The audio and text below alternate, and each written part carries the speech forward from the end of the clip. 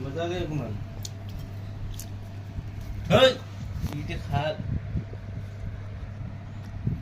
बहुत हालत ख़राब है कुणाल का। सब फॉलोवर जितने हैं 74 फॉलोवर है अभी 74।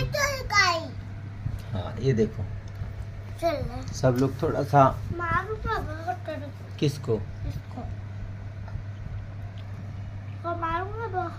आज डॉक्टर के पास जाएगा। डॉक्टर के पास जाके देखता हूँ क्या बोलता है।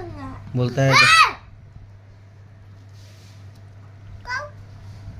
ये देखो क्या कर रहा है। ये शेफ है।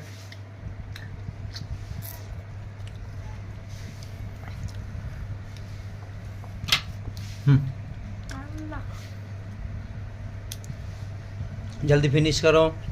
इतना सा खाओगे 2 इंजेक्शन लगेगा, ध्यान रखना। अभी जाऊंगा 9 बजे।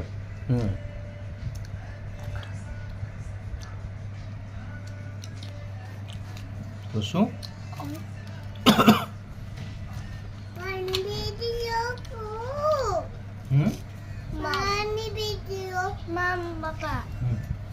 Mom.